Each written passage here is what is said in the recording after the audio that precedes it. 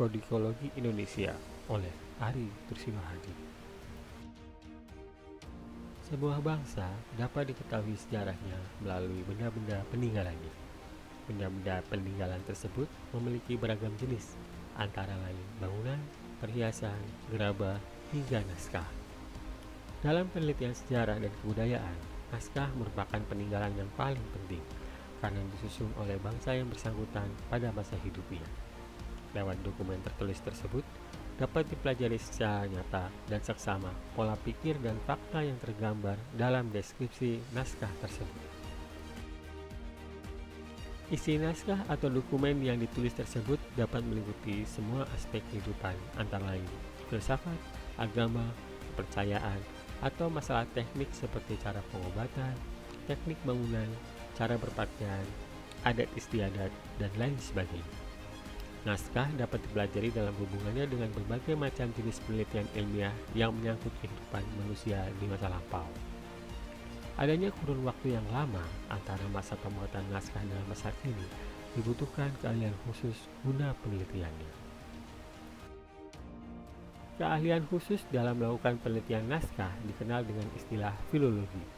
Istilah filologi dapat diartikan sebagai telaah sastra dan disiplin ilmu yang berkaitan dengan sastra atau bahasa yang dipakai dalam karya sastra.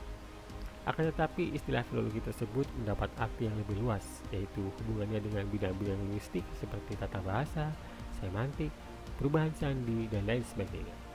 Teknik filologi juga dapat digunakan sebagai teknik untuk mengungkapkan tradisi lisan atau folklore yang banyak berkembang di wilayah Indonesia. Ilmu filologi secara khusus dibagi menjadi dua kajian, yaitu tekstologi dan kodikologi. Tekstologi adalah bidang ilmu filologi yang mengkaji kandungan atau isi cerita di dalam sebuah naskah. Sedangkan kodikologi adalah bidang ilmu filologi yang mengkaji tentang deskripsi fisik naskah itu sendiri. Kajian yang akan kita bahas beberapa pekan ke depan secara khusus berbicara tentang cara mengkaji deskripsi naskah atau kodikologi. Kodikologi berasal dari bahasa Latin codex yang artinya naskah. Kodikologi mempelajari seluk-beluk semua aspek naskah, antara lain bahan, umur, tempat penulisan, dan perkiraan penulisan naskah. Kodikologi adalah ilmu mengenai naskah-naskah dan bukan ilmu yang mempelajari apa yang tertulis di dalam naskah. Secara umum, kodikologi membahas mengenai jenis alas tulis, iluminasi dan ilustrasi dalam naskah, dan jenis huruf.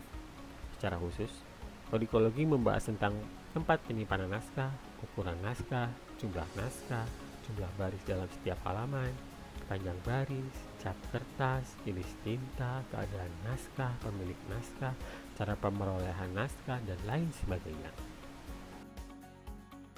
Mengetahui jenis alas tulis berguna untuk mencari permasalahan tentang tempat dan waktu penulisan naskah. Dalam kajian ini, dibedakan antara bahan dan jenis alat tulis.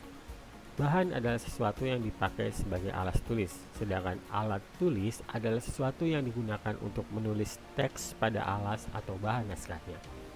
Beberapa contoh kertas tradisional yang digunakan di Indonesia antara lain lontar, luang, kertas merang, dan lain sebagainya. Beberapa naskah terkadang memiliki gambar yang berfungsi sebagai hiasan berupa bingkai pada halaman awal atau akhir, disebut iluminasi, atau hiasan yang mendukung teks, disebut ilustrasi. Iluminasi dan ilustrasi dalam naskah berfungsi sebagai petunjuk untuk mengetahui siapa, di mana, dan kapan naskah tersebut dibuat. Salah satu cabang ilmu filologi yang secara khusus membahas tentang perkembangan bentuk huruf disebut paleografi. Kajian paleografi mempunyai dua tujuan, yaitu menjabarkan tulisan kuno yang masih sulit dibaca dan menempatkan berbagai peninggalan tertulis dalam rangka perkembangan tulisannya sehingga dapat ditentukan waktu dan tempat terjadinya tulisan tersebut. Secara umum, huruf atau aksara yang berkembang di Indonesia merupakan rumpun huruf dari Arab, India, dan Latin atau Eropa.